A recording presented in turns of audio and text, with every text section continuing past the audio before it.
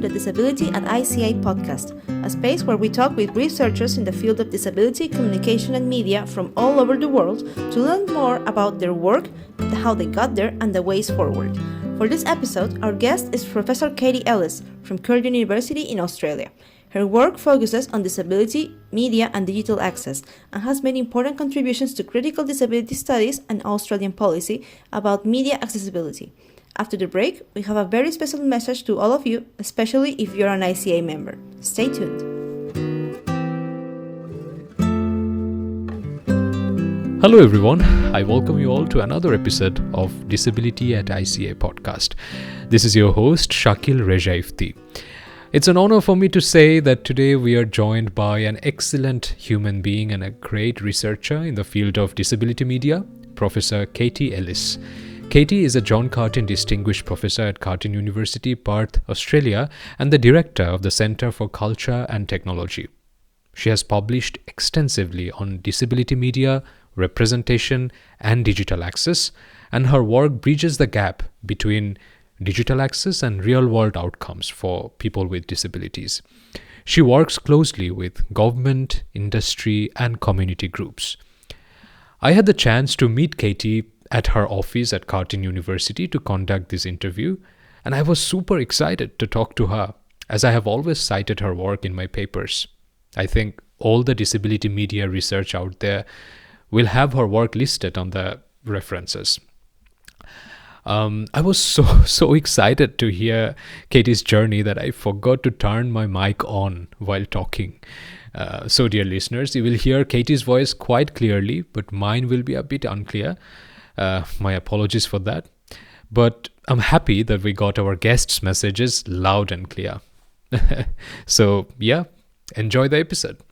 I started the episode by asking Katie, how did it all start? How did it all start? Yep. I might have published about this in a book somewhere, I'm not sure, but for me it all started, I'd finished uni and I was trying to figure out what I was going to do with my life, and I was volunteering at the Australian International Documentary Conference, and at this conference they gave people the opportunity to come and pitch documentary films in front of some commissioning editors, and I was a mic runner or something completely random like that in this pitch session, and I noticed people getting up and pitching films about minority groups, and the commissioning editors were always saying, "Oh, I don't think you're the right person for this film," and they were really tough on it until someone got up and pitched a documentary about a disabled boy. And they just completely melted. They were, "Oh, that's such a nice film, tell us more about this boy with a disability who's happy despite having a disability," is essentially the storyline that this filmmaker pitched.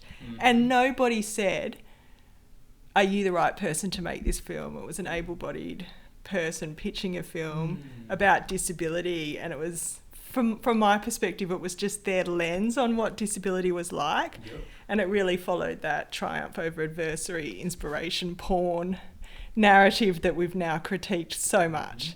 And that was the moment I thought, well, I need to do some research into this, because nobody seemed to be picking up on the issues of the kind of stories we tell about disabilities and children with disabilities. And so I sort of felt really alone there in that pitch session. But then I talked to someone I know afterwards who's a blind filmmaker, and he was there too. And he said, "Oh yeah, I felt the same." So, from there, I thought, well, there is a community of us people who want to think critically about these issues. Oh, that's great. Thank you. That's where it started. That's great. So when you saw that there was this need to work into disability media and how disability is being represented, did you find any existing work already done into this field before you started? No, I didn't really, but I did find Michael Oliver's in The Social Model of Disability when I was doing some library research about it. Yep. Interestingly, these books are on the top shelf of the library, which was hard for me to get to, but I got to it. Yeah, so it was the social model really spoke to me, the whole idea that it's not a person's body that's the problem, but it's the way we've decided to set up the world. And this was a crazy new concept for me to think about. You know, having been a teenager going through rehabilitation after having a stroke, that was never suggested to me. It was always, you know, your body's the problem, let's try and fix it. Definitely. It's we, like, after so many years, still those models are so relevant as we work into disability media. So Katie, I'm sure you have seen how the field has evolved with time. And when you started, it was not that matured of a field, but now with time, so many people are being involved. Yeah. So many researches are being done into it. So at this point, when we are doing this interview in 2026, how do you define critical disability studies as a field? Tricky question. I always go and look up what somebody else has said when I try to answer this question.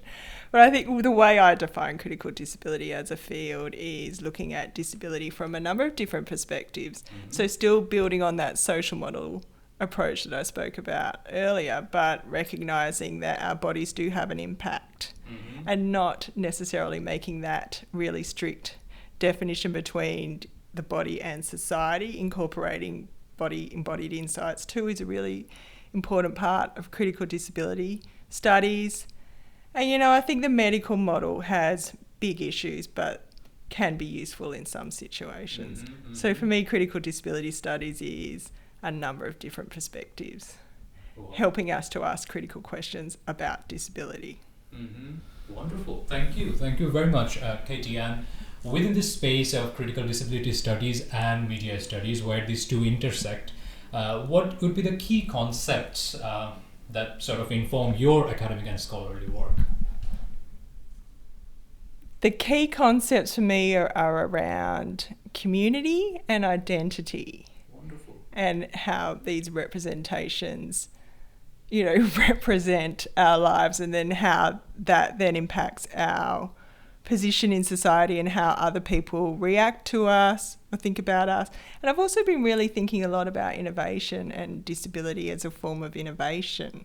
And particularly when we think about digital media, the different ways of accessing digital media that have allowed people with disabilities to access at all, and then how the rest of the population is making use of those tools. So, for example, captions and audio description. I think it's just really fascinating what's happened there. That when I started researching this, you know, captions were described as visual clutter on screen. And I used to talk to people with disabilities who were using them, and they'd say, oh, my housemates will turn them off, so I have to re-figure out how to do it all the time. And now we're all using these tools. Yes, definitely. So that sort of leads me to the next question, which is, Katie, you are Director of Center for Culture and Technology in Curtin University, and you have been involved with industry partnership a lot, and you have been working with Australian Research Council as well. So how do you see this sort of, you know, collaboration between industry and academia within this field, and what's the importance of this? Look, when I started working more with industry, it was really around audio description and working with Centre for Inclusive Design, working with the ABC, working with SBS. And what I found when we started bringing industry in the room was that they were really quite interested in helping to solve the problems that we were talking about. You know, whereas with our industry in the room, we were talking always about how can we get industry involved. But once they were in the room with us, it was, I think, a really much more innovative discussion and helped us achieve things like actually getting audio description on Australian television after 30 years of calling for it. Yeah, definitely. Indeed, very important work. I mean, your work and your research are always impact driven, and you are always having the real world impact in mind, which I have noticed. And what would you like to say about the growing importance of the field, and now that we know that scholars from different parts of the globe are coming forward and joining the sort of that particular niche, and ICA Disability Working Group could be one of the examples. How have your involvement been so far with ICA Disability Working Group, and what would you like to tell about the sort of growing importance of it? Okay, so I think that the first most important thing is that we are getting younger scholars, ECRs, coming to critical disability studies. You know, when I started, there was no pre-existing group. There was no area where I could go. And in fact, I had a lot of discouragement for me to do work on disability and media. You know, I was told, this is really a health issue. Why don't you do research into gender? Which is super important, of course, and I do. But the idea of researching disability was so foreign then. So I think the most important thing about these ICA groups are that we have a community of scholars who are shaping a field, and the next generation of what that field would look like is really becoming apparent through your work and the work of others like you. Definitely, so I think definitely. And since you are currently at Curtin University, what do you think about the overall interest of the students, among the students, regarding this field? Do you see students are being interested? And as you go on, you know, so many events where you give guest lectures, how do you see the people, the young stars, are being interested in the field? Well, the students are really a lot more interested in disability than we ever were when I was a student. Yep.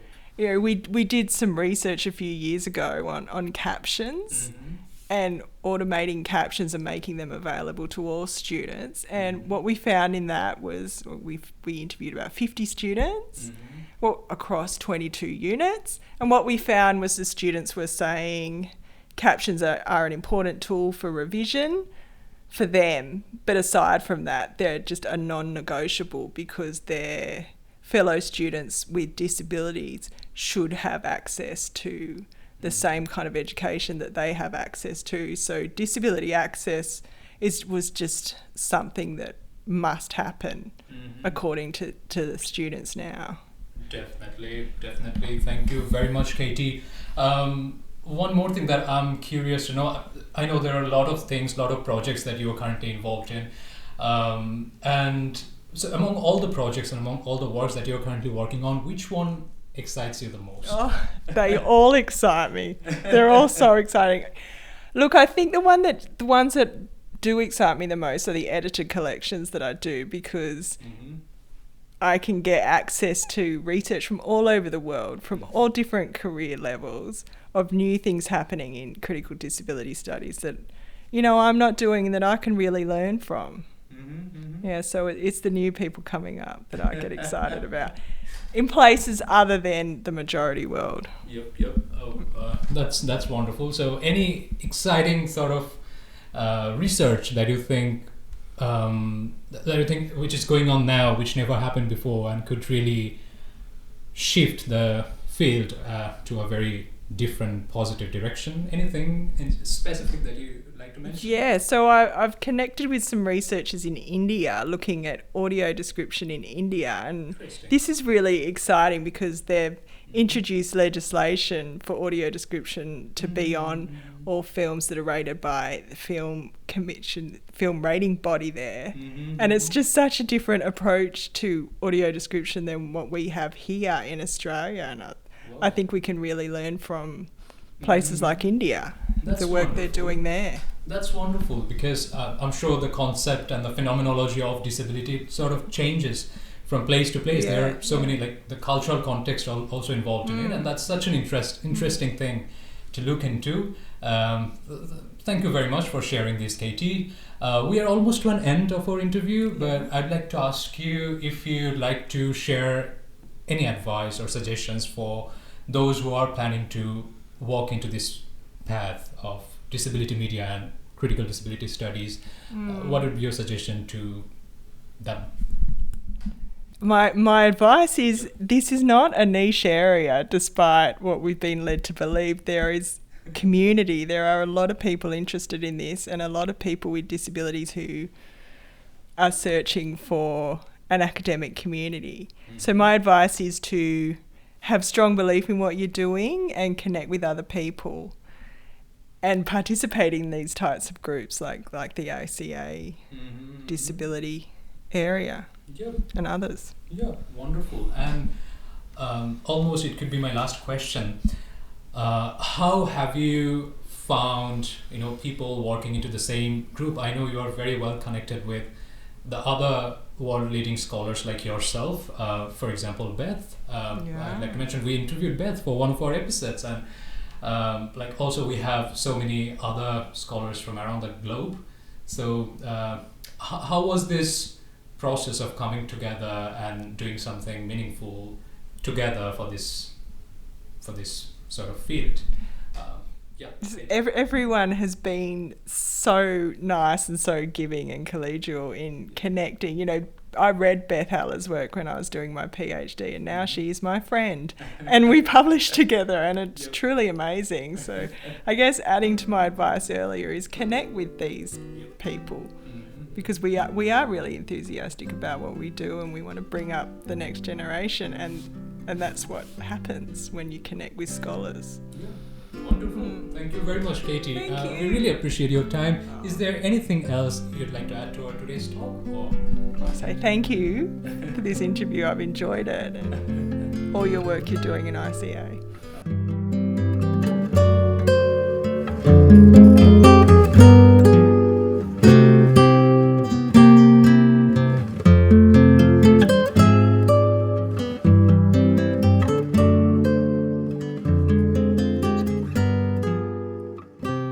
Did you know that over 1.3 billion people worldwide have a disability, yet only 2.4% of characters in top films have one? GADIM, the Global Alliance for Disability in Media and Entertainment, was founded to address this gap by three experts from the United States, Brazil, and Australia to push for authentic representation, which means putting people with disabilities in control of what stories get told, how, and by whom. Not pity, not inspiration, but real complex human stories.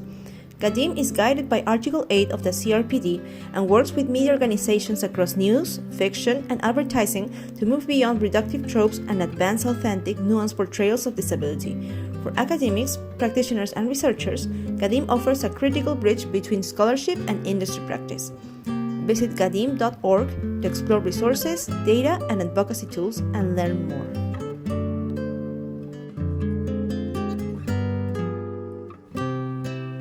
Dear listeners, I hope you enjoyed my conversation with Professor Katie Ellis.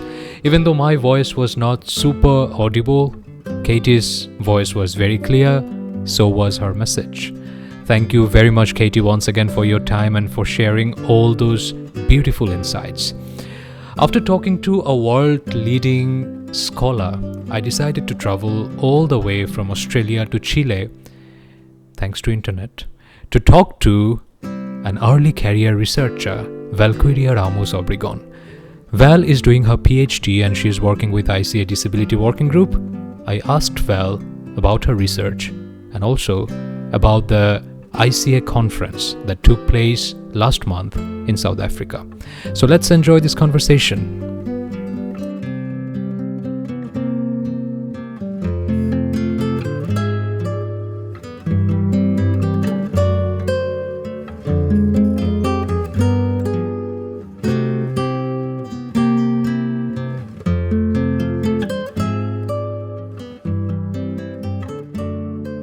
Thank you very much, Val, for joining the podcast today. First of all, I'd like to request you to introduce yourself in your own words. Who are you? So, my name is Valquiria Ramos. I'm a PhD student at the Pontifical Catholic University of Chile, but I'm from Peru. And actually, before I entered my PhD, I was already researching on the topic of disability representations in media and especially in journalism, because I did my undergrad in journalism. And my current PhD project is about research in disability and how do journals, academic journals in disability operate, like making decisions. And in the working group, I am the coordinator of socials and community, which basically is like our outreach team. I'm co-producing the podcast with you and with Jace, and we're also like thinking of strategies to make ourselves more known around the community. So that's basically what I do. Yeah, that's amazing. I mean, of course, I have many more follow-up questions now, but I'd first like to know a little more about your PhD research, which is I believe, ongoing. What do you think about the initial findings of your research and where is it going? So right now I'm writing the results already of my thesis, which is a very exciting time and also something that makes me wish I had more time in the day. But the interesting thing is that, well, I'm working with a case study of journals that work on the topic of disability from like a social perspective and Mhm. in Spanish, because Mhm. this is a in the literature that exists around like decision making in academic journals, there's like a big focus on science and technology journals, Mhm. and disciplinary journals as well. But the issue of disability is very interdisciplinary at its core, not just multi, Mm. but interdisciplinary. Yep. And that raises some tensions around like how to build knowledge and how to validate it, which is also some a process in which Mm. academic journals are very involved in. Mhm. And the fact that these journals are published in Spanish, well, I did it to have a case that is manageable for a PhD study, and Mhm. also because I'm interested in how to produce knowledge in different languages. I Yeah. actually wasn't like that familiar with the frameworks of decoloniality before I entered my PhD, but it has been emerging strongly, and I've been having to read a lot about that. That's Um, amazing. and the interesting thing is that it's what I've been finding is that there's like some ideas about resistance when you publish academic knowledge in different languages than English, because English is like the Mm. mainstream. Yeah. And people that write in Spanish, and probably this also happens in other different languages, is Mhm. because you want to reach a different community that is maybe not necessarily academic. Maybe you want Mm. to reach professionals, you want to reach educators, people that will use the empirical information that you gather, or or Mm. that you want to have influence in political, Yeah. Yeah. I'm not sorry, in policy. Yeah. Yeah. So the purposes of academic production in different languages rather than English is very varied, and it also Mhm. based the different stages of academic careers. You know, people that are maybe in the beginning of their careers and are not so comfortable yet writing in English, they also choose to write in Mhm. Spanish. And yeah, that also raises tensions with the systems of evaluation and rankings, which are Yeah. very powerful and Yeah, and and overwhelming. they all sound amazing, and especially because we get to see the different explanation about disability and the different models, and I'm sure you are learning those in English, and then you are trying to compare them within the Spanish sort of academia of disability. So I'm sure that's an interesting journey that you are on. Are you enjoying it so far? Yeah, I mean, it's been hard to work on a topic that is probably like, Hmm. um, I mean, so some people, when you start your PhD, maybe you're following a research line that someone else already started, and you have already mapped what Yep. exists and what is needed. And in my case, it was harder to do because I am not doing a PhD in disability studies, for example. And the thing Okay. is that I have been my journey to find my mentors in this along the way has been a bit like it wasn't given to me, like I had to search for it. And Hmm. actually that brings me to the topic of our conversation, because I think my first big contact with the people that are doing the same things as I am doing, like specifically on disability and specifically on media, was coming to ICA in 2023. Yeah. I had some funds from from my PhD sponsor, which is the Chilean government. Thank you very Yep. much. Yep. And I got to travel to Toronto to the Oh. ICA there, and well, I just attended because many of my professors at my faculty were like longtime ICA participants, Yeah. because my professors are mostly did their PhDs in United States or in Europe, and they were like familiar with the larger global community of of academic researchers in communication. And Yeah. so when we were studying, they were also they would always say like, you should go to ICA, you should go to IAMCR, like please attend these spaces, you will learn so much.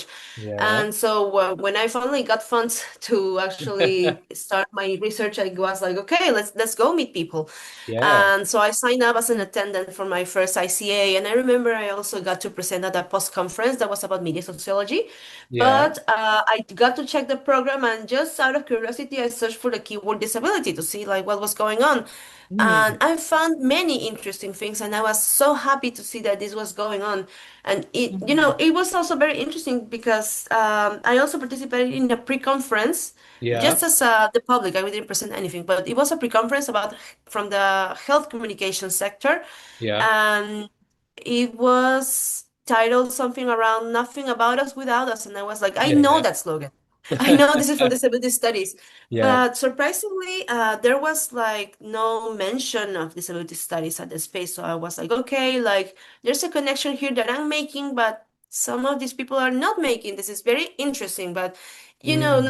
now I reflect and I think that it's probably because they know that it's the correct thing to do because disability studies scholars have done a great work into talking about ethical standards in research and not just treating participants like an object, but also like an Mm. entity that Mm. has decisions and interests about the research done about themselves as well. And so I got to meet the people that were working on disability and communication, like specifically the Blue Mhm. Sky session, I think, because there Mhm. was Blue Sky sessions, just as an introduction, are a Yeah. type of session at the ICA conference that have the purpose of not presenting research necessarily, but to gather scholars and talk about topics that are important for our community, but Okay. like our academic community. So Mhm. maybe a topic can be like building methods, a topic can be like how to handle risk when academics work in risk environments that in Mhm. which, for example, their research puts them in danger. Yeah. And this Blue Sky Sessions was about disability and communication. And I was Mhm. not a part of the organizing team then. I just knew that was going to happen. And Mhm. so since that ICA was gonna, that was in May, I think. And I remember I went back to my home country to Peru in May as well because I wanted to visit my mom for Mother's Day. So my Mhm. first stop from Santiago, which is where I reside, was Peru. And when I was in Peru and I knew that I was going to ICA and I knew I was Mhm. going to meet scholars that were from the Mhm. same field that I was, and I was so happy to finally meet them. I was like, okay, I need to bring them something. So I bought Yeah. chocolates from Peru for them, and they loved them because Yeah. when I arrived, I was like, oh my God, I'm so happy to meet everyone. And I was like, have a chocolate, please, Sam. Please just know that I'm happy to meet you. And I guess that caused a good impression because afterwards Yeah. I ended up with many new contacts and many new Yeah, people back that then you were were a able to give stranger me to the them, and contacts. I'm sure they were And amazed receiving chocolates from stranger, and yeah, now yeah, that it's just I stranger was just so part of the happy because organizer. Yeah. yeah, Yeah. but I was like very happy because for context, I started working on the topic of disability when I was in Yeah. my undergrad in Peru, Okay. and my tutor then was a specialist in semiotics, but not Uh-huh. in disability, and I actually had to explain her. Like, why is this type of disability a part of the sample? Because she couldn't figure that that was a disability. So, and it's not because she Ah. was a mad person. It's just that she didn't knew, and that actually makes Mhm. a lot of sense if you think of like how late we are in some spaces to teach about Mm. like the social model and the Mm. comprehension of what a disability really is. Yeah. So it was a very lonely way to go then because I didn't really have a mentor, and I think I am still very grateful for the forms of mentorship that have emerged from that contact at ICA, which is Yeah. also why I'm very excited to actually be a part of the group that is making this grow, you know? Exactly. I mean, you are totally right. I mean, there is a lack of mentorship around the world within the space, and I'm sure ICA is, in a way, filling the gap. I had a chance myself to present in the pre-conference last year, and it was a very rewarding experience. And Mhm. this year, I didn't present, but I was there as an audience member, and I really enjoyed the different topics of the pre-conference this year. So many exciting research. What's your opinion about this year's pre-con, Val? So this year I wasn't much involved in the programming Mm-hmm. because I was like overwhelmed with work. I was a part of the programming last year, but I do know from some reports I had from Wenxi, from Victor, and from the organizing team that we had a large amount of presentations Yeah. that were presented. Mm-hmm. That's always a good thing. We always try to prioritize people that are in their emerging scholar path, like people that are students and people that are in early career stages, Yeah. because ICA has a format of like they have a main conference in which Yeah, yeah, yeah. you can present either like a presentation, just your research, and that's like a 20-minute slot that people in the organizing committee of ICA will find like where to fit. Yep. um, but there's also panels that you can present. So you first organize yourself with other colleagues that you know that you can make a presentation that is like around an hour long, that Mm-hmm. has like a thematic coherence to it, and you present it to either the theme, which is like Mm. the special topic that the conference has every year, Yeah. or the thematic sections that are guided by interest groups or divisions, which are like big groups of topics that Mm. gather around ICA. For example, there's Yeah, yeah. journalism as a division, Mm-hmm. there's political communication as a division, there are interest Yeah. groups about science communication, about environmental communication. Yeah. And well, disability in ICA is still just like a working group, but like an informal group. I mean, informal in the sense that we are not existing yet in the Yeah. structure of ICA as a Mm-hmm. division or an interest group. And Mm-hmm. so what we had to do was to present different propositions for different divisions or interest groups. So there Yeah. was this disability and health panel. There was a Yeah. journalism and disability panel. Mm. And when you do that, there are high chances that many things get discarded and you don't get chosen because there are so many things around the world that want to be presented. Yeah. And so this year we had many interesting panels at ICA. I think they were recorded for the people that have access to that still. Yeah. Yeah. Yeah. Yeah. Yeah. But there were also many interesting panels and presentations that did not get accepted to the Mm. main conference. And Mm. sometimes those also go to the conference because it's like a matter of space. It's a matter of like actually making this research that is like so interesting and so important to be known anyway and not remain unpresented in this type of spaces. So Def- when I think about the pre-conference of Mm. disability at ICA so far, it has had a very, I mean, it has the aim of reaching for like the early career scholars, but in the end, it also has like many interesting presentations for people that are more Definitely. consolidated because we don't get enough space at the main conference. Definitely. And this is Yeah. like, while I'm very happy of the results that we have Yeah. because we get a cool balance, but we Uh-huh. would like to have a pre-conference that is like more dedicated to just these novel researchers because we need spaces to let our research be known, especially if we come from places that are in the global south, for example, or outside the Yeah. mainstream circuit of knowledge production, because ICA is really our space to make ourselves known and Mm. let other researchers understand that we can make valuable contributions. And so Mm-hmm. this year, Definitely. I think the pre-conference had like had a very interesting variety of presentations. I got to see like most of it. Like I cannot say I saw everything because it happened in like in the middle Yeah. of the night here in Chile. So I got to sleep for a couple of breaks. But I do find that as every year is consistently loaded with a lot of good quality research, Definitely. I'm actually very happy to Definitely, see all the definitely. presentations. Yeah, for example, there was this research on humor practice within disability space and how intersectionality is playing into that. Then Yeah. there were a couple of mentorship sessions in between, you know. I really enjoyed them. Yeah. It was Yeah, I open think to that's not the only idea the that we've been presenters. pushing. Yeah, yeah, yeah. Yeah, because since we work like in hybrid spaces, because I mean, the pre-conference in disability, and I think most of the panels, if not all the panels that we have in the main conference, they Yeah. are hybrid because of two reasons, like the access. Yeah. It allows people that cannot afford themselves a trip to whatever destination ICA goes to. That True. it's very important for us to like not exclude that type of participation.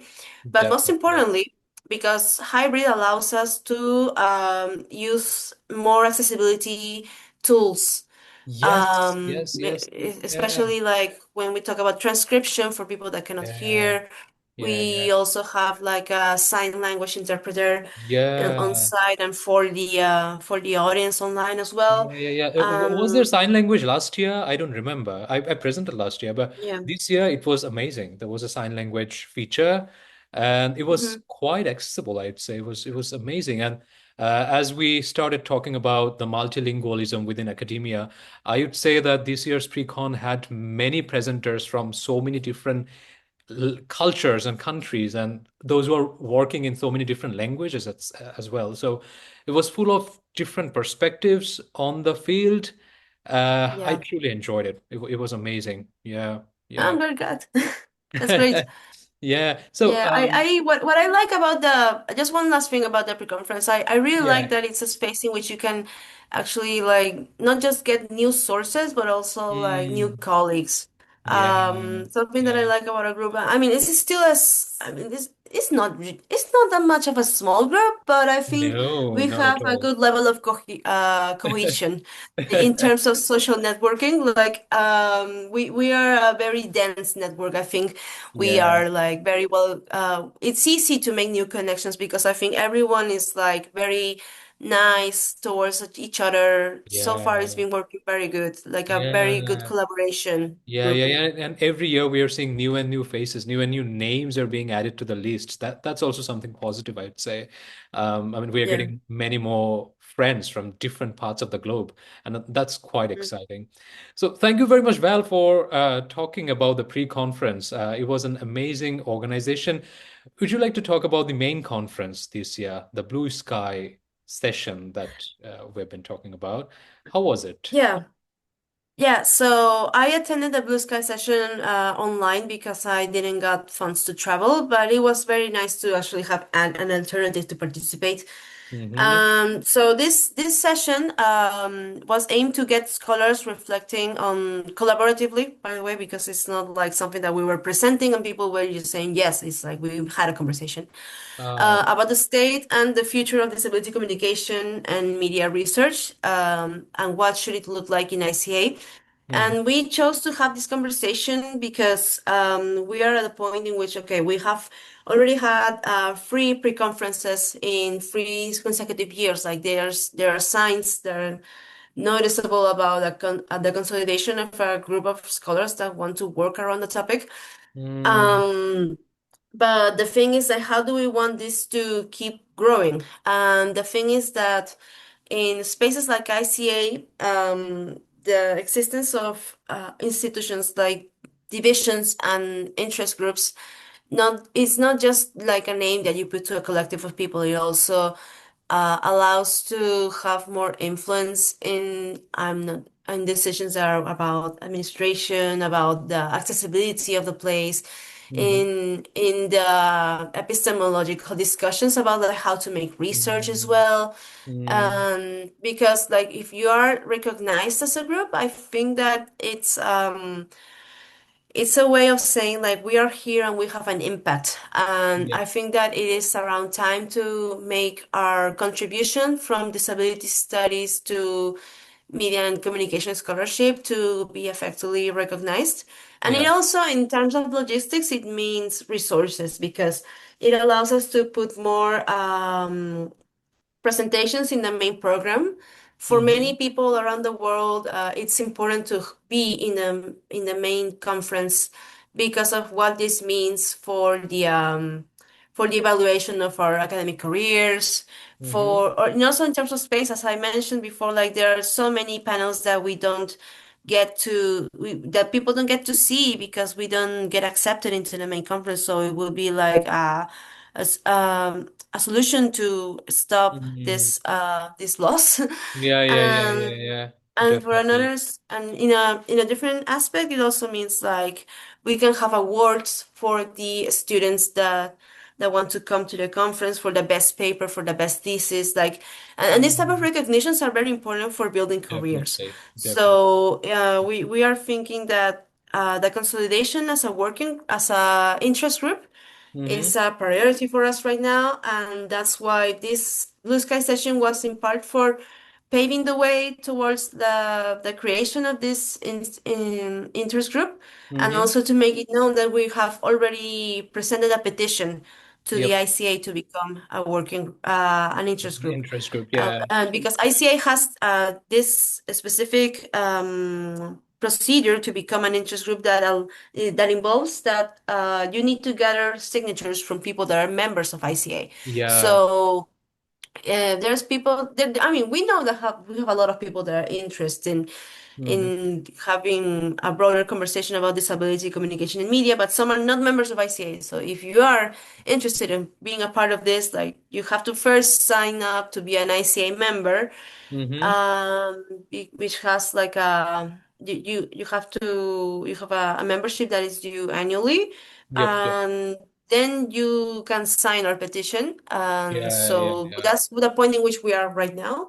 Definitely. Um, So through this episode, we are definitely inviting all the ICA members out there to sign our petition so that we can become an interest group. At the same time, those who are not yet a member of ICA, you are more than welcome to become an individual member, or perhaps you can become an institutional member of ICA, where you can have like a couple of colleagues of yours all together and be member together, and then probably attend the conferences of ICA and keep yourself updated with other sort of events of ICA, and then sign for our petition, which would help us become an interest group, right, Val? Yeah, Mhm. I think the points that were mentioned in the Blue Sky session about like why do we want to become an interest group are very important as well, Yeah. and there are very good arguments towards this because there was a mention there were mentions about, for example, having methods as a core focus, Mm-hmm. because we're a group of people that are very invested into developing forms of making research that are not just accessible to the people with disabilities as like the receptors of knowledge, but also as the co-creators of this knowledge. Mm-hmm. It involves sharing with the rest of academia, like how do we make, for example, accessible, let's say, focus groups with people with different types of disabilities. There's like I mean, right now I'm Mm. also working on a paper with some colleagues about ethics procedures Yeah. and disability research, because in some contexts, ethical review boards are very precautious about what they allow for research, Mm-hmm. because they are very concerned about the university or the institution that is giving this permission is not in the end like sued or something, or like very cautious about the law. And in the Mm-hmm. way they tend to have like um a posture about disability, and they consider that every single person with a disability is vulnerable, and therefore no research should be done about or with them. And that's a problem because we need to generate Yeah. information and knowledge about about the lives of people with disabilities. And it's not just because we want to and we're interested out of curiosity, but because people with disability need it and they have stated this. So Mm-hmm. methods are like a very are a point of like a lot of interest in the group that we want to Mm-hmm. work and contribute the rest of community and media academia with. There's Yeah. also the issue of like theory building from the Global South, because there, I think I have to mention that we have a wide international participant base. In Mm-hmm. the Blue Sky session, we had people from the UK, from Australia, South Africa, Singapore, Italy, United States, and I was connecting from Chile. So I think that we have consolidated a large group of people that come from very many different contexts, and we have like a privileged situation to have conversations in terms of equality about what it means to build some new knowledge. Yeah. Um, and the disability studies framework is also like very much connected to other positionments about making research, like feminist perspectives, decolonial perspectives. Like there are many conversations Mm-hmm. ongoing in which disability can also have an important say and important things to contribute. Yeah. Um, and yeah, and this that's like just two issues that I think that our scholarship can contribute a lot with. Mm-hmm. Mm-hmm. Um, and that's why we're aiming to have like a formal chair in in the table of Yeah, yeah, ICA and yeah. not just like a foldable one. Yeah, that sounds amazing. And I hope the chair itself is very much accessible and perhaps Yeah, you can think about a wheelchair. of And course. speaking of wheelchair, as someone who uses a wheelchair, it's really hard for me to travel abroad, like to attend Mm. conferences and this and that. So I would really appreciate it if ICA Disability Communication and Media working group, which I'm sure eventually will become an interest group at some point, always accommodate people with disability and scholars with disability to have their participation within the space. And the pre-conference of this year, which I had the chance to attend, was definitely a great example in this regard because it was hybrid and then it had all those accessibility features. And I'm very hopeful that the future of ICA, Disability Communication Media Working Group or Interest Group, is going to be an example for other interest groups within ICA as well to be more inclusive. Hmm. Yeah, hopefully, like, and this is something that I believe it was Jocelyn. Jocelyn is another member of the working group. When we first met her, at least when I first met her, she was like very interested in having a say about the accessibility of ICA as a whole.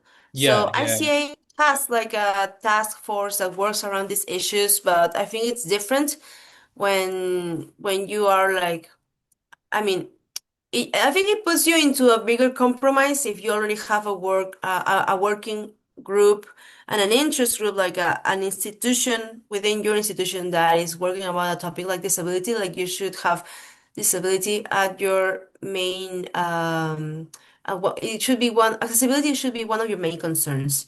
Yeah. And in my experience, ICA has done some of a bit of a good work in many issues, like for example, wheelchair accessibility. I just remember having like one little issue that they fixed very fast. Hmm. Um, but I, but for example, there's like a need of like live captioning, like sign language interpreting, or Yeah, and you know more especially like if there are many sign languages around the world, so maybe yeah. like providing support with like how to get like like an special Hmm. or maybe protocols to have this happening, and live Yeah, yeah, yeah. captioning. Yeah. Um, But overall, mhm. I think that it's important to keep this institutional push for ICA to becoming better. Um, Definitely. I mean, as and inclusive I as think the biggest possible. tension is the Hmm. hybrid thing because Yeah. I believe that there's an interest to make ICA every year less hybrid because of like how Hmm. important it is to connect in person. And I mean, I cannot deny it. I think in-person contact can Definitely. help a lot more to create connections. But at the Definitely. same time, you need to be aware that not everyone is going to be able to go. Yeah. And people that have also chronic conditions and cannot stand Yeah. long flights, they Yeah. also have this problem of not being able to travel. Yeah. And the Is the flights. cost of living for people with Yeah. disabilities also more expensive. So you Of add that to course. it, it's yeah. Yeah, of course. Well, also the flights not being accessible, flights not even having accessible washroom, and so many other things. It's a whole different issue to discuss about. But definitely, what you said. I mean, maybe being as welcoming as possible, as inclusive as possible, should be one of the targets of ICA. For all the interest groups in within ICA. So thank you very much, Val. I really appreciate your time and really appreciate all the work that you are doing.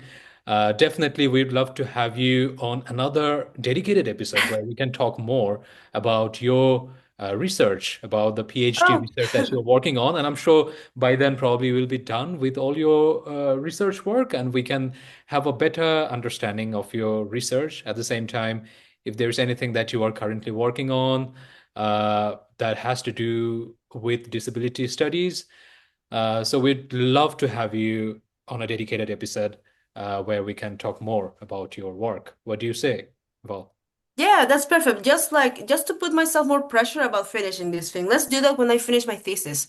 What do you okay. say? Yeah, that sounds Or maybe when amazing. I Yeah. actually start publishing because I had to keep some things private because of like the Mhm. how I could endanger my data and I couldn't publish yet, but I'm starting Yeah. to write my papers about my thesis. So maybe when I Oh, have something to showcase and to quote, yeah, uh, that would be that will be a great amazing. moment to talk. Yeah, Yeah, that would be amazing. but Yeah, thank you when very, very much. we thank you for your time and thanks for all your support within the podcast as well. I mean, your support has been invaluable. Okay. Thank you very much, Val. It was nice talking to you. Thank you. Bye. Bye, bye.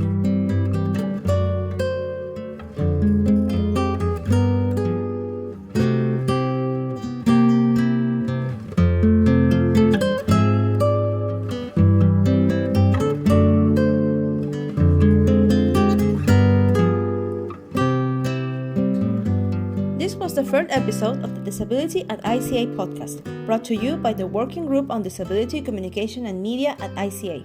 You can find all the episodes of this show on our website, icadisability.com. My name is Valquiria Ramos Obregón, and I've been an assistant producer of this episode, alongside Hwee, Jace. Production, conduction, and edition was in charge of Shakil, Reja, Efti. The background music was downloaded from YouTube Studio and created by the Mini Vandals. We hope to see you in our in-person or virtual events. Have a nice day!